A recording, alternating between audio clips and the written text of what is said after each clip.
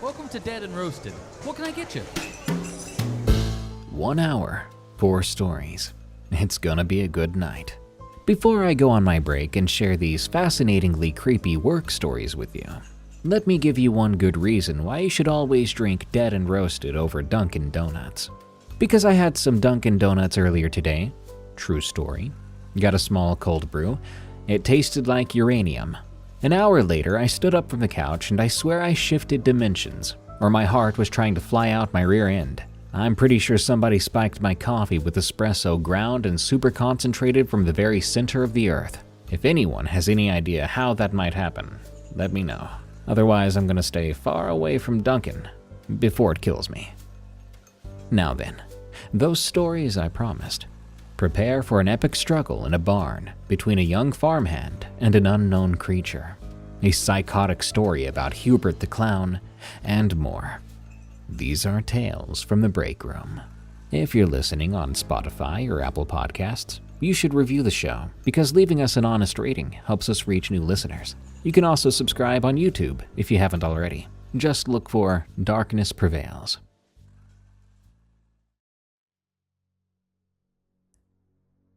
Something watching over her. From Mr. Hayward. I work in disability support, mainly with those that have mental disabilities and behavioral problems. These can range from anything from severely autistic clients to those with schizophrenia. The house I currently work in has 5 clients, all sometimes violent, but much less so than they used to be. I've come to really care for my clients over the many years I've worked with them. So when my boss called me one night, asking if I could fill in the sleepover shift, I felt obligated, and I said yes. It was around 7 p.m. when I arrived, which meant most of the clients had taken themselves to bed. Over the next hour as we worked, my boss explained what had happened earlier with the staff woman supposed to be doing the sleepover. Apparently, while helping one of the older clients use the toilet, she had slipped on the wet floor and smashed her shoulder into a wall. My boss thought this was strange, as the floor had been dry when she went in to check on the fallen staff.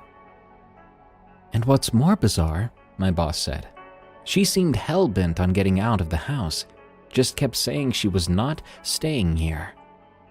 I asked how badly her shoulder was injured. My boss responded that no one knew just yet. The staff woman was still at the hospital, waiting for x-rays. She added that, oddly, 2 small bruises had formed on her chest, nowhere near the impact site of her shoulder. Pictures had been taken of the injuries for reporting purposes, so I was able to see them. Indeed, 2 small bruises the size of a baby's hands were present. My boss led me into the open bathroom where the accident had happened and pointed out the large crater in the wall. This was next to the toilet and nowhere near the shower or sink. Why would this part of the bathroom floor be wet? As interesting as this mystery was, we both had paperwork and cleaning to do. And to be honest, I didn't much care for that particular staff woman. I thought she was too abrupt, too rough with the older clients. Around 8 p.m., my boss signed off and wished me an easy sleepover. I found that most of my sleepovers were pretty easy. The clients generally only got up to use the toilet overnight, and only one of them needed assistance to do so.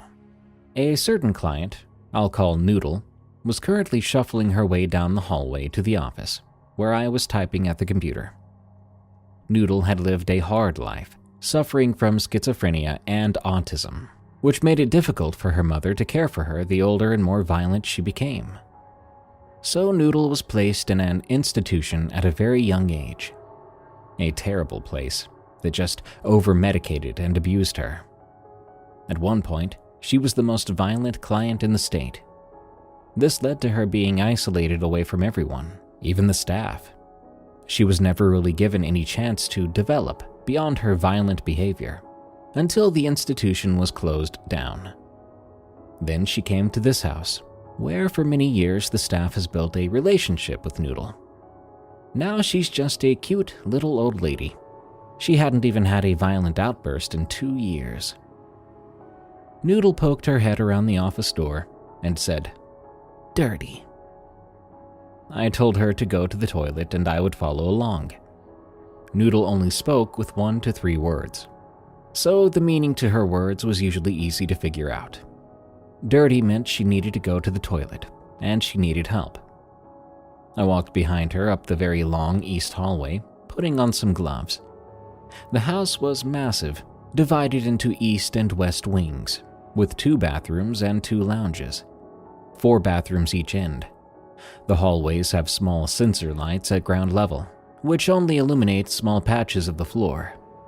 This is so clients don't fall or get lost in the dark, trying to find a light switch or door handle. Noodle went into the bathroom and sat on the toilet. I turned the bathroom light on and jumped back at the side of Noodle's baby doll sitting next to the sink. Regina was a very old and tattered baby doll, given to Noodle by her mother when she was very little. Seeing the doll reminded me that Noodle's mother had passed away recently. I bowed my head in silence for a moment. Noodle's mother always spoke to me on the phone like she had known me all her life. She had told me about her daughter as a little girl, the pain in placing her in the institution, and the rage when she found out how they had abused her. She always ended the call by asking me to hug Noodle and tell her her mother loved her, and I always did. I missed Noodle's mother, and I was glad that Noodle herself did not understand the concept of death. It would break my heart to see Noodle grieve. I gave Regina the doll a salute and continued on to assist Noodle using the toilet. Once she was done, I tucked her into bed with her doll right next to her. She looked at the doll and said, "Numb." This was strange. She usually said num-num, and this was often just before mealtimes. She would sit at the dining table pointing to the kitchen saying num-num, requesting food. I assumed she wanted food, so I told her it was very late, but when she woke up in the morning I would make her a big breakfast. She closed her eyes and cuddled her doll. Around 11 p.m. I was awakened by the office door handle rattling violently in the dark. I knew immediately who it was. I got up out of bed and opened the door. "How can I help you, Noodle?" I yawned. She replied, "Dirty." And I followed her as she waddled up the dark hallway, setting off the floor sensor lights. I reached over her head at the bathroom door to turn the light on so she could see her way to the toilet. I got a new shield and the baby wipes from the cupboard and put them on the bench next to the sink. Turning my back to the sink, facing Noodle, I asked if she was finished. She usually would take off her soiled shield and stand to be cleaned. This time, however, she pointed at me and said, "Numb." Confused, I decided I would just change her shield myself. I was too tired. I turned and swore as I found Regina the doll sitting on the bench next to the sink. I wondered how tired I must have been to have not noticed her there before. "Regina, don't scare me like that," I mocked as I pulled the clean shield out from under her. "Numb," repeated Noodle as I cleaned and changed her. Again, I promised a big breakfast when she woke in the morning, while tucking her and the doll into bed once more. At 3 a.m., the office door handle rattled violently again. Groggily, I stumbled to the door in the dark. "Miss Noodle, how can I help you now?" I asked as I opened the door. I stared into an empty black hallway. She wasn't there. I did hear shuffling down the east hallway, so I leaned out to see a sensor light coming on. She must have gone toward the bathroom already. Walking up the hallway, I didn't see her little waddling frame, nor did I find her in the bathroom. I thought I'd better check her room, just in case. If she was in her room, who had set off the hallway sensor lights? It could be one of the other clients, I thought. Passing the other bedrooms on my way to Noodles, I checked every one. All the other clients were asleep and snoring. Very odd. I gently opened Noodle's door and turned her light on. I was shocked to find her on the floor and breathing rapidly. She had panicked eyes that stared up at me. "Sore," she whimpered, pointing to her chest. I raced back to the office and grabbed my phone, dialing 000 as I returned to Noodle, trying to comfort her and request an ambulance. Hours later, it would be confirmed that Noodle had suffered a heart attack. My boss had gone to the hospital to check on her, delivering to her her baby doll, Regina. I stayed awake until my shift ended at 10:30 a.m. I was worried about Noodle's well-being, but also wondering, if Noodle suffered the heart attack in her room, who had rattled the office door handle to alert me? The other clients were most definitely asleep. Just before I left for work, I was remaking Noodle's bed when I knocked a photo off the bedside table. It was a photo of a very young Noodle and her mother. When was this taken? I pondered, turning it over. Small, neat handwriting said, 1951, Noodle and numb. My blood ran cold and I felt sick. To summarize, the injured staff woman never came back to work. She gave no reason why, and even left some possessions there. I won't say it out loud to my colleagues, but I believe something happened between the injured staff woman and Noodle's doll. As for the doll, it's still here. Noodle still calls it numb, and sensor lights still come on at night, even when all the clients are sleeping.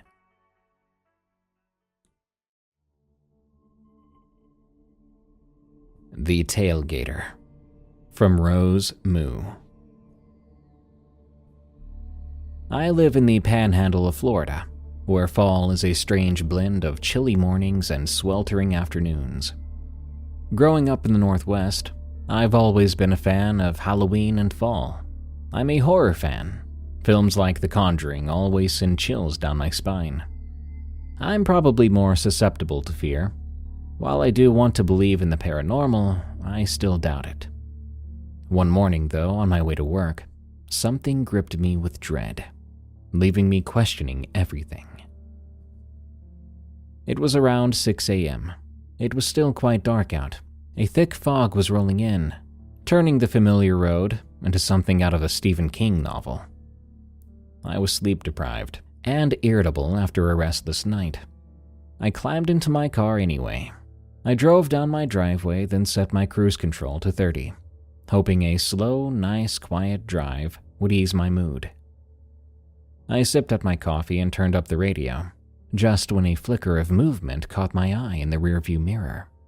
At first, I thought it was a trick of the light or me being too sleepy. There were these dark shapes darting around like bats. There was something unnatural about them. They swept behind my car with a speed that sent a shiver down my spine. Leaning closer to the mirror, I squinted. The shapes were growing more chaotic, twisting into bizarre forms, and the longer I couldn't tell what they were, the more disturbed I felt.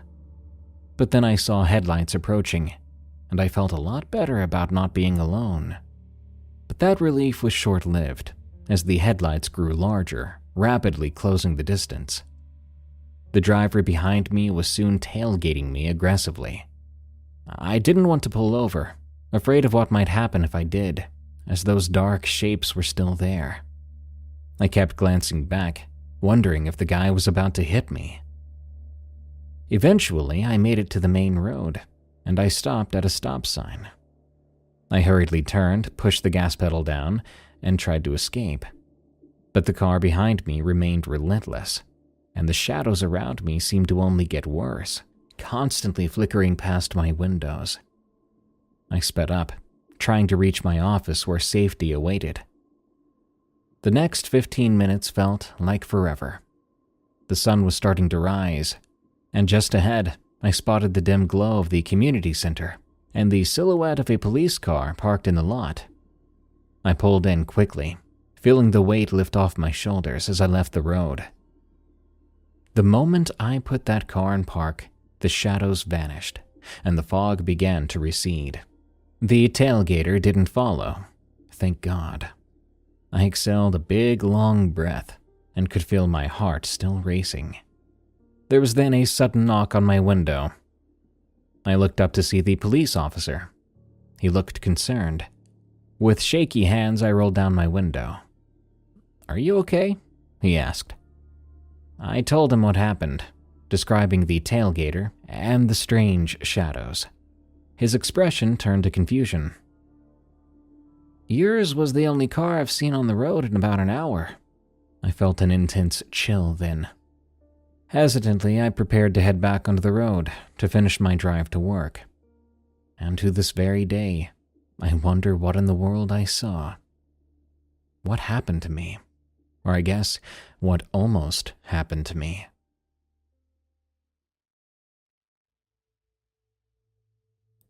Once again, listeners, please don't send me creepypastas. I appreciate your writing, but this show is specifically for allegedly true stories. And if it's outright fake, like the following one seems, then it's not a good fit. But I went ahead and read this one just as a bonus, to top off the end of the episode. Enjoy. Hubert. From Kleb 193041. This happened 3 years ago. I was 20 years old and could not keep a job. I was just too lazy, I guess. Pretty soon I had a new one, though. I would be working at a place I'll just call the Hubert Amusement Park. Hubert was a clown, the mascot, and I would be him, or acting as him. Being the park's mascot was not a high-paying job, but at least I could live dressing up as a clown. Every day I would dress up as Hubert and go to the park. Like a typical clown, Hubert had pure white skin with red markings on his face, frizzy blue hair, a squishy red nose, and baggy rainbow overalls. I would arrive at the park at 6:45 a.m. to get ready, afterwards greeting people at the entrance. I made adults and kids alike smile, and sometimes I would make the little kids cry too. It wasn't always on purpose. Even though the job was kind of boring, the place was exciting for people. Flat rides, roller coasters, railways, water rides, dark rides, haunted houses, Ferris wheels, transport rides, and more. There was just so much to do in the wonderful place of Hubert's Amusement Park. I went on some of the rides as Hubert. It was fun, except that I went on the fastest roller coaster once and threw up during the ride. And because there was a loop, it all fell on the rest of the riders. I'm pretty sure those 12 folks aren't coming back. I would also sometimes go on stage and do these concerts. I would have to sing as Hubert. To me, it was kind of dumb. Why would anyone want to come and watch a weird clown singing pretty badly? But apparently I was wrong.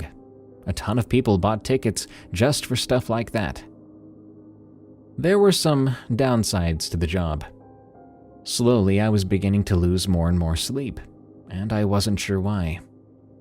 One day, I just couldn't fall asleep, and in the morning, I was dog-tired. I would keep having this insomnia problem, and due to that, I began to see things. And yeah, they were just hallucinations brought on by lack of sleep. One day, I had a nightmare. I usually don't have nightmares.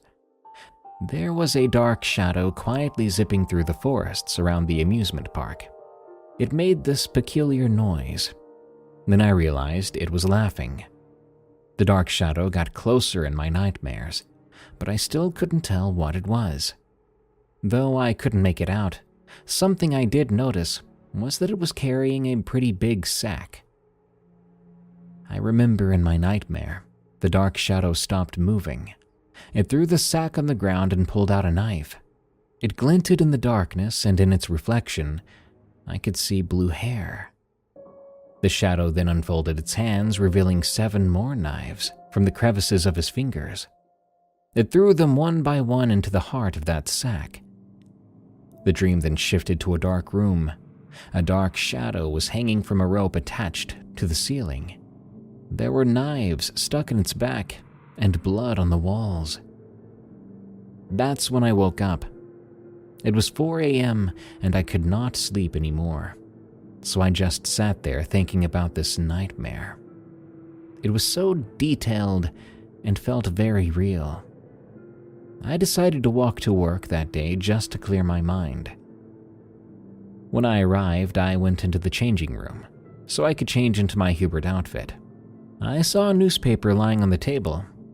I still couldn't get whatever that thing was out of my head, so I thought to hopefully not think about it while reading this newspaper. There were articles about famous entrepreneurs, car companies, TV shows, robberies, protesters, and a guy who had gone missing. I remember very well that the missing persons section caught my eye. I won't speak the name for the sake of privacy, so I'll just call him Joe. The remainder of the day was pretty normal. I was finally starting to forget about my nightmare, and I was having a good time as Hubert. Every day after that was the same, being Hubert, having fun, and being exhausted from a lack of sleep. I remember telling myself, sleep wasn't that important, I could just drink a coffee or something.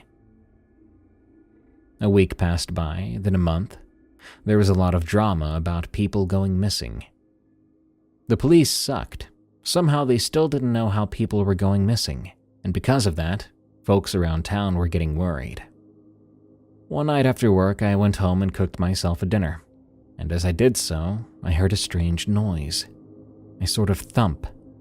It came from my basement. I went to check it out, to be sure. I walked down the stairs, not prepared for what I was about to see. I turned on the light, and for some reason all but one light was off. And then I saw something. There was blood splattered on the walls, and just like my nightmare, things were hanging from the ceiling. People were hanging from the ceiling. All of them looked around the same age. They looked worse and worse the farther I walked down the line. Eyes gouged out, tongues cut in half, teeth gone, hair pulled out, knives in their backs, toes and fingers missing, gashes and stab wounds everywhere. I ran right back up the stairs and vomited. Then it came to me. I put the pieces together. It was me. I killed all these innocent people. That nightmare I had wasn't a nightmare, it was real. I disguised myself as Hubert and kidnapped these missing people on the news and murdered them. But why would I do that? I couldn't believe it. I would never do anything like that. Was I crazy? Out of panic, I called the police because that's how I was taught as a kid. I then realized that was a mistake. I wasn't thinking right. I just hung up, I froze, and couldn't move. The police did show up. They found what was in my basement. I told them it couldn't be me. It had to have been someone else. But in reality, I didn't know if it was me or not. They handcuffed me and put me in the police car. And then I saw something else.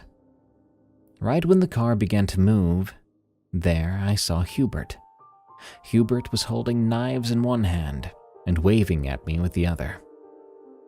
I didn't know who this other Hubert was and what they wanted with me, but by that point I was sure that I didn't do the killings. I frantically told the police that I just saw the real killer, but they didn't care. The locals thought I was insane. They put me on trial and I was put in this prison. I hate being here. I don't know for sure if I'm mental or not, but I do know that Hubert is real, and he's the one taking people.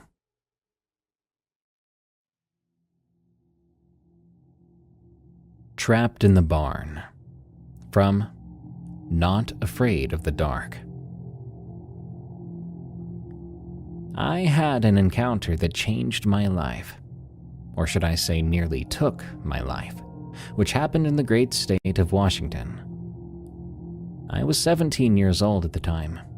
It was back in 1997. I was visiting my grandparents for my summer stay, or as my family and I would call it, summer staycation. You see, I was born and raised in Washington in the town of Newport. It's a small town that borders Idaho. My grandparents lived south of us, in an even smaller town, north of Spokane and Coeur d'Alene.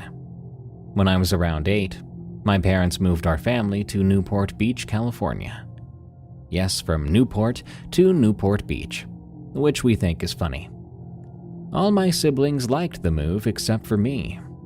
I loved the beach, but I missed everything back home. So each summer, I would return to Washington and spend the summer with my grandparents. That's why we called it my summer staycation. I spent each summer hanging out with friends and working on my grandparents' farm. They grew alfalfa, corn, apples, and Vidalia onions, and they raised about 400 sheep and 7 cows. Their farm covered 297 acres, roughly 60 acres of alfalfa, 47 for commercial dent corn, 70 for gala apples, and 30 for onions. The rest of the land wasn't very farm-friendly, as it was made up of forest and rocky hills. The sheep mostly grazed in the apple orchards, while the cattle roamed the hills and forested areas. They helped keep the weeds and vegetation down under the trees and loved eating the apples that fell to the ground. When people asked why they farmed multiple crops, the answer was simple. They once had a bad year relying on only potatoes, and the undersized crop led to losses. Each summer, my grandparents would teach me to operate different types of equipment. The best part of my summers there was driving tractors, 3-wheelers, and 4-wheelers. Most of the planting was done before my staycation began, but they let me use the tractors for various tasks. Around midsummer, we would cut the first batch of alfalfa, and I would stay up all night working. I often saw local wildlife in the fields, owls swooping through the tractor's lights to grab mice. On the edge of the field, I would see deer, elk, moose, and occasionally a mountain lion or a bear. Wolves were like ghosts in these surrounding forests. You could hear them howl, but you would rarely see them. The few times I did see them, they were off in the distance. It wasn't just my grandparents and me running the farm. They had about 10 seasonal ranch hands helping out. I was familiar with the local wildlife. Locals never talked about anything cryptid. Sometimes you would hear word about Bigfoot, but it was always with skepticism or as a joke when teasing the local youth going camping. In 1997, when I had my encounter, I was planning to spend my senior year up in Washington. It took some convincing, but my parents finally agreed to let me move back to live with my grandparents. Little did I know that move would almost cost me my life. When you're farming, alfalfa is usually cut 3 to 4 times. Corn is harvested depending on moisture content, typically between September and late October, and onions are harvested in late August and early September. The apples are the hardest to harvest because it takes both machines and a lot of people. My grandparents usually hired local high school students and paid them by the bushel. I mention this because what happened took place during the apple and corn harvest season. I don't know how it happened, but part of the fence near the apple orchard and onions had been knocked down, and most of the sheep had wandered off. This had been discovered early one morning during apple picking. Several of my friends and I used the 4-wheelers to track down and retrieve most of the sheep. Then we repaired the fence. By mid-afternoon, we'd rounded up all but 6. My friends had to leave, and I went to talk to my grandparents, who told me to make sure I tracked down the last ones by the end of the day. I ate dinner and headed back out on the 3-wheeler, since all the 4-wheelers were being used to move apple trailers. I loved that 3-wheeler. It was older and had no speed governor, though parts were hard to find if it broke down. I rode along the east side of the property, where it was covered in forest and rocky hills. As I mentioned, my grandparents lived near the Idaho border, just a few miles from it.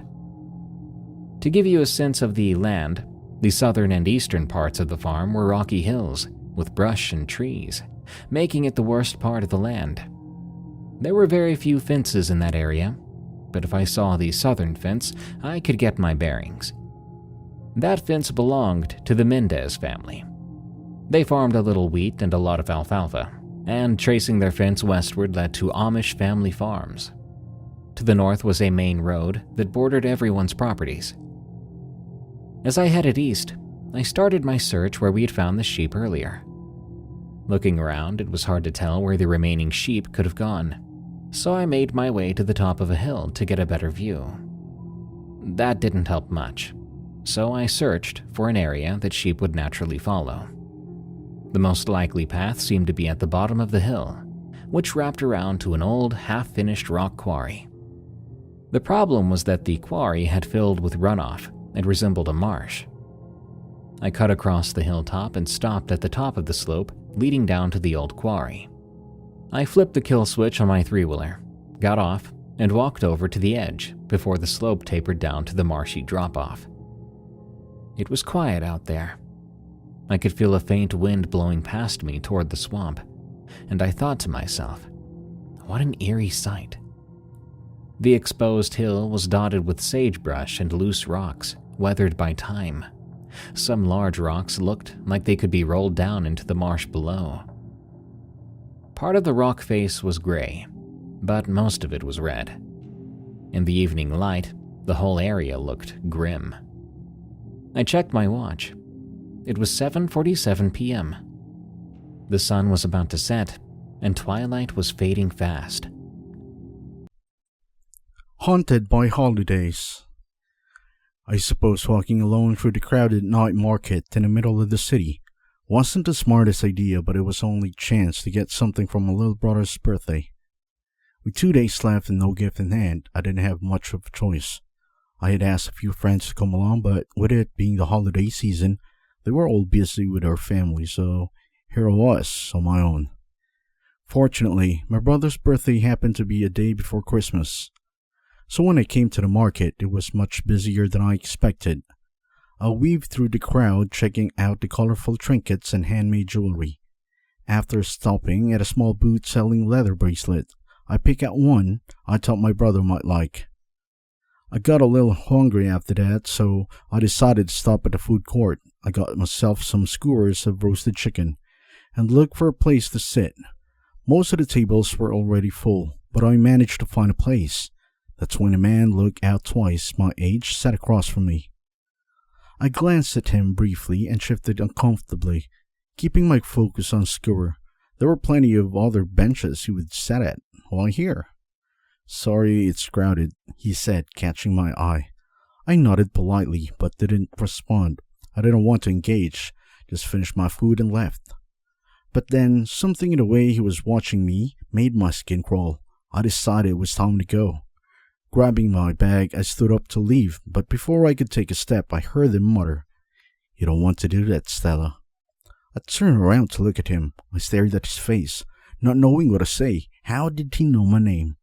He motioned for me to sit back down, and against every instinct screaming at me to leave, I did. "How do you know my name?" I asked, trying to keep my voice steady. He smiled, and it was so creepy that I got goosebumps. "I know more than that," he said, leaning closer. "Your birthday's coming up, right? September 15th? You're turning 20? Oh, and your mom, her name's Andrea. She makes the apple pie you love every Thanksgiving." I wanted to vomit. I kept asking myself who he was and how he knew all of this, but he wouldn't tell me. We sat there for 5 minutes, as I begged to know who he was and why he was doing this to me. But he wouldn't answer. His stares became more and more soul-intruding with each passing second. Finally, I came back to my senses and quickly stood up and walked away. He yelled after me, "You're going to regret this for the rest of your life if you don't come back." His voice faded as I heard my footsteps to get out of the food court. I ran through the parking lot to my car, with keys between my fingers when I reached it. I threw the car door open and got in. But when I put the keys in the ignition, the car wouldn't start. The engine didn't make any noise that it should. It just did nothing. That was the final straw. I called my dad and told him everything. On the line, my dad freaked out and told me to lock the doors and stay in the car until he got there. He didn't want me to go back inside the mall, afraid the guy might grab me as I walked in. I had already locked the doors the moment I got in, double-checking them out of instinct. He insisted I call the police, but living in a big city has its downside. The dispatcher said I wasn't a high priority and they didn't have an officer available. The earliest they could send someone was over an hour. My dad was 30 minutes away, and those 30 minutes turned out to be the longest, most terrifying of my life. My dad lost service after I called him, and the second the call dropped, I started to panic. I was looking in every direction out of the window, praying the man from the mall wouldn't show up. But of course he did. I watched as he made out of his way to the mall and slowly walked toward my car. That same smirk was still displayed on his face, and the nausea hit me all over again. I scrambled into the back seat, positioning myself into the middle so I could keep a full 360-degree view of everything outside the car.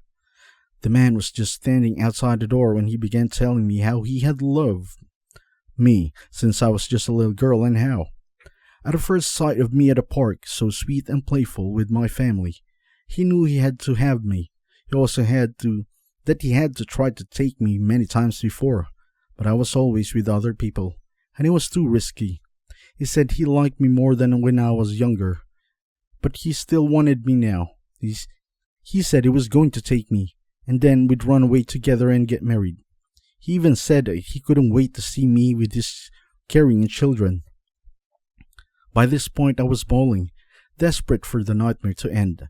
Then he pulled out the knife. I almost laughed at the absurdity. What was he planning to do with it? He couldn't get inside. But then he wrapped his fist in a cloth and started pounding on the window, trying to break the glass. Thankfully, it held firm. Each failed attempt made him more frustrated, but he never stopped. I watched the cloth, soaked with blood, turning redder with every blow. I screamed, but no one seemed to care.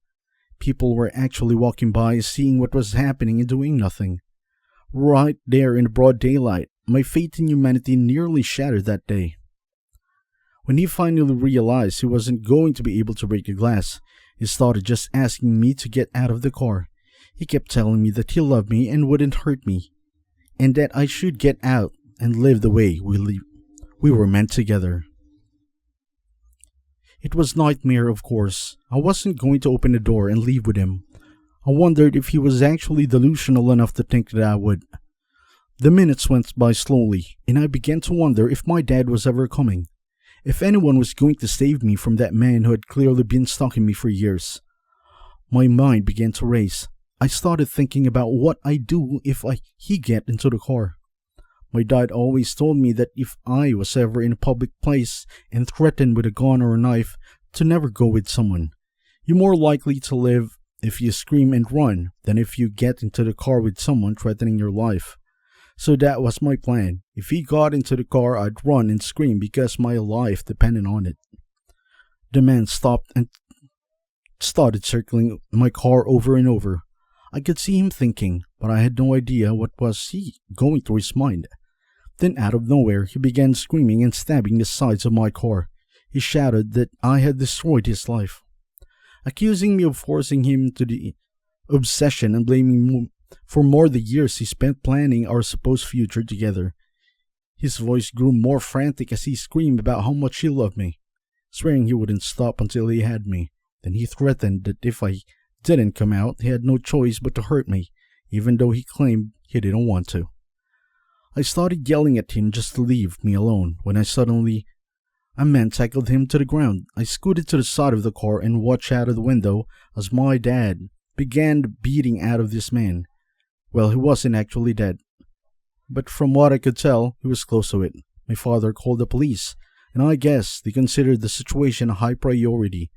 Then, because the cops were there less than 5 minutes, the man was arrested, and like always, my father was a hero. The man was charged with attempted kidnapping, felony assault, and stalking. When they searched his apartment, they found entire file cabinets filled with details about my life. From my interest to my medical records, we still have no idea how we got those. He was sentenced to 9 years in prison, with a possibility of parole. I felt he deserved a longer sentence, but I guess that's how it goes. It's been 5 years and he's still behind bars, but every holiday season, the memories of that came back to me to haunt.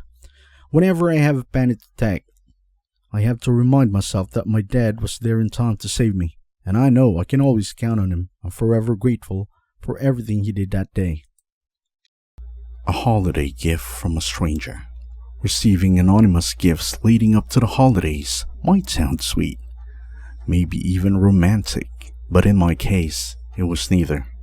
Instead, it was a living nightmare that all started on December 1st. I'm Diana, a 25-year-old living in a quiet rural town in Vermont. This story took place shortly after I moved out of my family home to live alone in a small, one-story house. I hadn't met anyone in the neighborhood, and with my family and friends living across the state, I was largely on my own. So when I came home from my job at a local hardware store one evening and I saw the package waiting on my front porch, I didn't think much of it until I noticed there was no return address. The box was neatly wrapped in bright holiday paper and topped with a simple white ribbon. Taped to the front was a card that read, "To Diana, from the one that cares deeply about you." I didn't like that. I hadn't told many people about my love, and no one I knew would drop something off without heads up. The fact that someone had called all the way to a secluded cabin without telling me, yeah, that felt off. Curiosity get the best of me, and I brought the box outside. At first I thought about throwing it out, but then I heard the sound coming from the inside package. Soft, muffled, almost like a tiny cry. My pulse quickened without hesitating. I tore off the wrapping paper and ripped open the box. Inside, curled up in a small bed of blankets, was a puppy. A tiny shivering puppy with wide, scared eyes. I stared at it, trying to wrap my mind about what I was seeing. Who would leave a puppy like this in a freezing cold? I immediately scooped the poor thing up and checked to see if he was okay. It was breathing, though weakly, and I knew I needed to get to a vet right away. Driving into town, the whole thing just didn't sit right with me. Sure, people knew I was living out here, but not many, and certainly no one would surprise me with something like this. After a quick examination at the emergency vet, they gave me some medication and told me that the puppy should be fine with a little care. Relieved, I brought him home and settled on naming him Scott. The relief didn't last long. When I got back to the cabin, I found a note taped to the front door. It was written, hand neat, looping letters. "Hope you like the puppy. He'll be our little family someday." The note was unsettling. Who the hell was this from? In our family? No. That was way over the line. I took a picture of the note with my phone and tore it down. Inside, I double-checked every door and window, making sure they were locked. However, the fear lingered. The note creeped me out so much that I didn't get any sleep that night. The next morning went same as always, only now I had a puppy. I woke up an hour early to get some supply for Boxy, all the necessities before heading off to work. It was a fairly good day at work. I almost had forgotten about the previous day events, but that didn't last long. I sighed when I walked up in my front steps and saw yet another present waiting for me. The sticky note this time said, "Get ready, there will be one every day until Christmas." Again, I took a picture before touching it and then brought it inside. I wasn't going to throw it in case another living creature was inside. Clearly, this person was capable of anything. But no animal this time. Instead, it was a lingerie with a note that read, "I can't wait to see in this." Ah, gross. I took pictures of the content and shoved the box into the back one of my closet, just in case I needed proof. Proof of what? I didn't know, but I watched a lot of true crime shows and I couldn't be too careful. The next day rolled out, and this time I wasn't shocked to find a present on my doorstep. I didn't like that someone was leaving me gifts, but I also knew that going to police would probably end up with nothing being done. What was I going to tell them? Help, someone's leaving me Christmas presents on my doorstep. They'd probably laughed me out of the building. Instead, I decided to do some investigating on my own. I bought a Ring doorbell. I was intent on finding who the person this was and why they were leaving me gifts. The doorbell was installed next morning just in time before the third package arrived. Only what I caught on camera was a man dressed in black, wearing masks to cover his face. He even waved at the camera without saying anything. He set the package on the ground and left. When I got home, I took the package inside and opened it. This time, the present wasn't so innocent. It was a picture of me sitting in my living room watching TV. It had obviously been taken from outside the window and it was framed. You could see his reflection in the window in the picture. The fear I felt seeing that was unlike anything I'd ever felt before. The note on read, "Someday, soon, I'll be in the picture sitting next to you, not watching you from outside." That's when I realized it was time to call the police. I did, and they sent a detective over. They were worried about the possibility of me being stalked, but it was hard for them to do anything without knowing who this guy. They told me to call them whenever I got the new package and to wait for an officer before I opened it. The next 2 weeks went by without a single gift or note, and I was relieved, thinking this nightmare was finally over. Wishful thinking, though. On December 18th, I got another present left on my porch. I called the sheriff's office, and they had an officer open within 30 minutes. He took pictures of everything and watched as I opened a box. Inside was just a note that said, "You got the police involved? Why? I'd never hurt you. Big mistake, Emily." The officer took it as evidence, and I was left at home alone to be paranoid. I kept all curtains shut from then on. I constantly felt like someone was watching me. The next few days I got gifts every day, but this time it was just normal stuff. A teddy bear, a sweater, a purse, things like that. Then Christmas rolled around and I was faced with the most disturbing present of them all. I can even call it a present because of how gross and insane it was. I called the officer over like I had done many times before. Only this time we realized there was a red substance leaking from inside the box. The officer asked me to open it on the porch instead of bringing it inside, and he filmed it instead of taking pictures. The whole time I was praying it wasn't blood, but of course it was. Inside the box was a severed piece of the man's body. One no one would ever want to lose. I don't want to say exactly what it was, but you can assume. I screamed and began to cry as the officer called for backup. The detective that came by called a local hospital to let them know if anyone came in with the type of injury they were looking for, because that would have been the guy. Just like they predicted, a man with self-inflicted injury, just like the one described to the hospital staff, came in, begging for medical attention. He was arrested and wheeled off for surgery. When he woke up the next day, he told the detectives that he never meant to scare me, and it was a gesture of his undying love. He was charged with, but was considered unfit for trial due to insanity, obviously. I guess he really didn't know what he was doing wrong. He admitted that he had chosen me at random when he saw me walk out of my office building and just thought I was pretty. It was by far the worst Christmas of my life, but the best Christmas was knowing that he'd be put in a mental institution for at least the next 6 years. He needed help, and I needed to know that he'd leave me alone. I almost got kidnapped on the holiday. My name is Aaron, and at the time I was 22 years old. My family had gathered at my cousin Megan's cabin up in the snowy mountains of Colorado for the holidays. We always spent Christmas together, and that year was no exception. The cabin was tucked away in a small quiet town near Steamboat Spring, surrounded by towering pines and heavy snowdrifts. It was the Friday before Christmas Eve, and my younger brother Caleb and I, both single and restless, decided to head into town to check out some of the local bars. Caleb had just turned 19, but he'd borrowed our cousin's old ID to pass for 21. We heard about a couple of holiday-themed parties happening at bars nearby, so we figured it would worth be a shot. The first place we tried was a small, cozy bar called The Lodge. The whole place was decked out in Christmas lights, and most of the people inside wore festive sweaters or Santa hats.